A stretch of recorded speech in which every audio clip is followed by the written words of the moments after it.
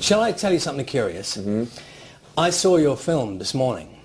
I saw it, just me, in a cinema with a security guard. Wow. Just the two of us. Wow. Yeah. That's not far off the time I saw it, and it was some guy I'd never met was in there with me. It was just the two of us in a screening. Yeah, I watched it completely by myself. Did you? Yeah, and I think that I like blacked out and had an existential crisis.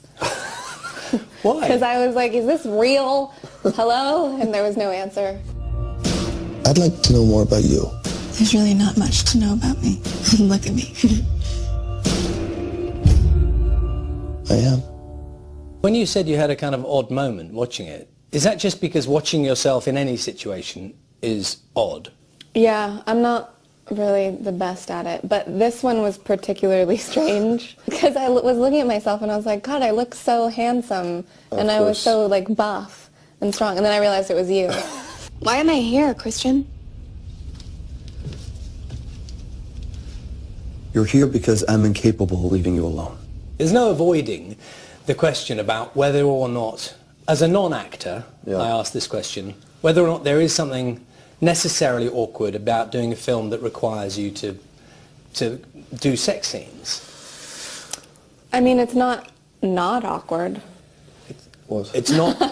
It's not. Let's take a minute to think what that means. Because it's not like there's no organic flow to things. It's very technical, and you sort of are in these very intimate situations with a made-up history and made-up situations. You know, it's. You know, and just most people are more comfortable with clothes on than clothes off, unless you're like a naturist or whatever, which I'm not. I am. Evidently. Right. I'd be really persuaded to put clothes on for this. So I guess, yeah, I mean, so that will breed a certain level of discomfort because you're not wearing much.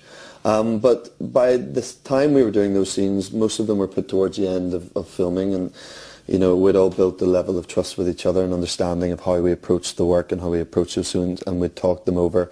And as Dakota says, they are very choreographed, they're very thought out. It's very much, we'll do this and then we'll stop and then we do this and we'll change the camera. You know, it's not just like a free-for-all.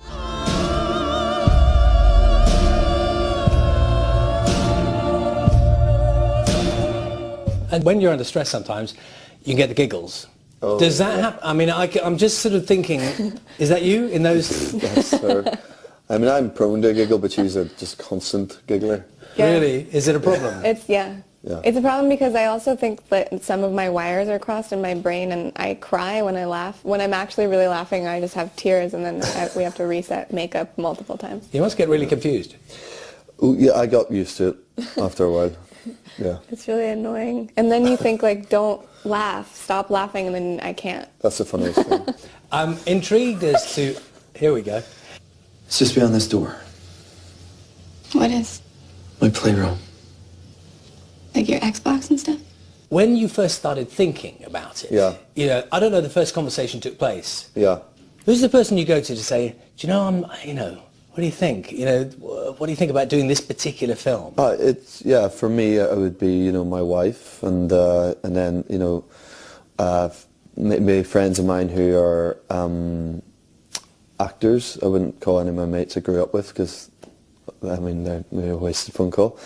But maybe some actor friends who have been in it. But essentially, it's my wife. You're obviously from a film family, from a show business family. Does that make it easier? Does that somehow make people understand a bit more about? Yeah, I think that they understand more. They understand circumstances more. Wow, this is a really beautiful lamp. Sorry. You get distracted really easily. I don't normally, but this one is actually really gorgeous. It looks like an Emmy. Yeah. I don't think it is. We'll check. But go on, carry on with your theme. And so, yeah, I do think that it does help that my parents, they've been through things like this before. But also, I didn't tell them until I was for sure going to be doing the movie, because part of me I just didn't want to get too invested, and I didn't want to, if I decided that it wasn't going to happen, or if they decided it wasn't going to happen, I didn't want to have to, like, explain myself to anybody. Did you know much about the book? I can't even imagine where you'd have to be living to not have known about the books. Had you read the books? I haven't read the books. before. Well, as soon as I knew there was a bit of heat and there was an idea that I was in the frame for it, then I read the first book. Jamie, you're getting a lot of attention now. Things have changed quite a bit, haven't they, for you? To be honest, this week promoting it, I think Dakota and I have both been in a bit of a bubble, and you're sort of protected from everything a little bit, and you're taken from screening, fan screening where you see it and it's palpable and they're delighted, and that's great. I guess I haven't quite experienced whatever it is you're talking about in terms of like recognition on the street and stuff like that. I haven't been subjected to it yet. I think there is an amplified awareness about both of our existence at the moment, but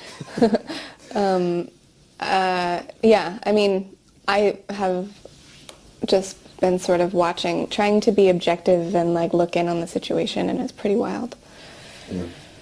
Thank you both very much. Thank you very much. Thank you. Thank you.